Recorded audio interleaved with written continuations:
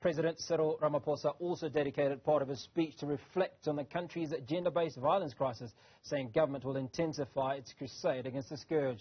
It will implement the National Strategic Plan on GBVF as well as other measures. This comes against the backdrop of a nursing assistant being killed by her police officer ex-lover at Tembisa Hospital.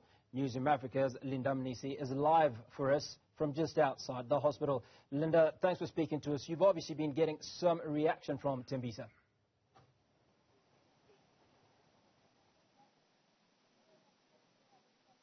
Indeed, Hugo, and you'll remember that just a couple of days ago, this hospital was one of those that was affected by what has now been described as a gender-based violence case. And, of course, at the backdrop of the President's speech, one wonders how the women who are accessing this hospital are feeling.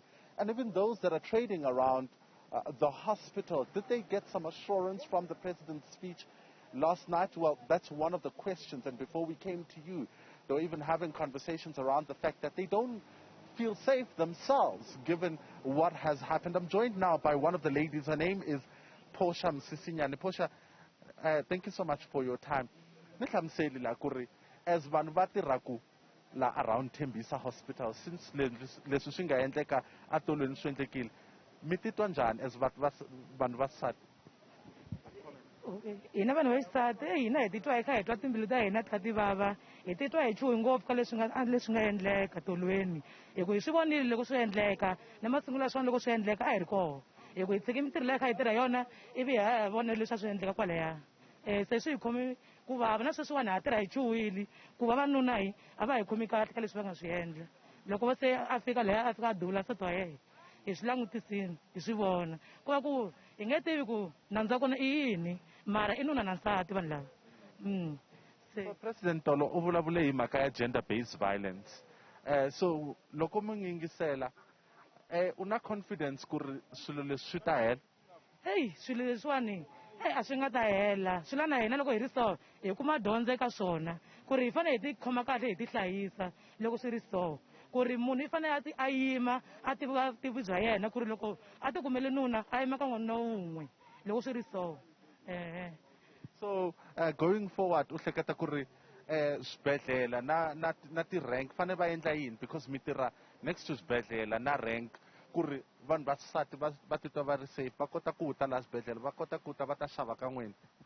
Loko hi ri so swi fanele va lava vanhu lava nga ta hi rindza lava nga ta hi rindza ku na loko munhu a tshika tini laha va n'wi secha hi ku munhu a nga nghena na xibamu vhele i kuma ku endleka swa so mara hi va hi nga tivi ku ri ku va ku ri nandzu wa yini se va fanele va hi tlhogomela va tshama va kha va hi secha hi tshama hi ri right hi tshama hi ri safe.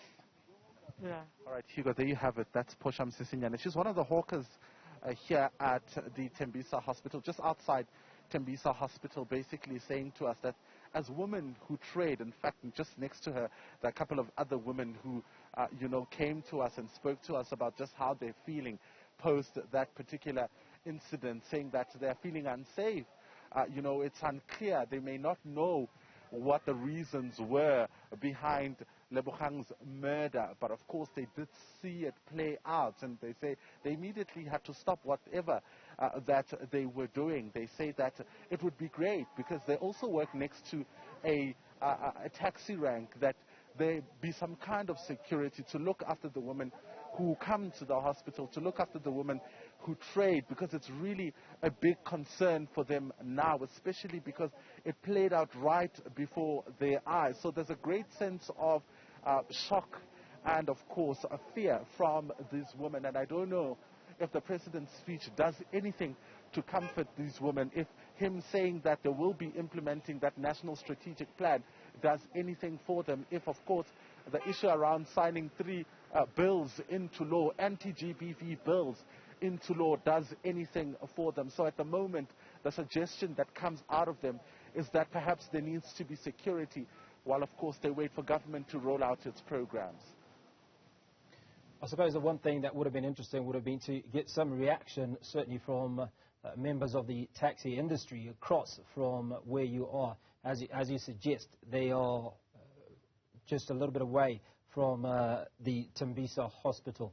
But I think also just to get a perspective from men themselves, Linda, as to why we are perpetrators of these unfortunate crimes.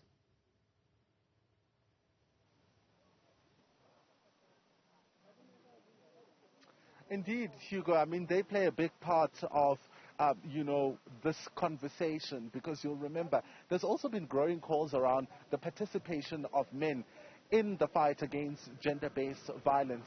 And it is this national strategic plan that was produced by that interim steering committee in 2019 that seeks to address those issues, bringing every sector of society. Now, every sector means every part of society, the taxi industry, everybody, because you'll also remember that there has been some incidences of abuse of women and children coming out of taxi ranks and public transport areas.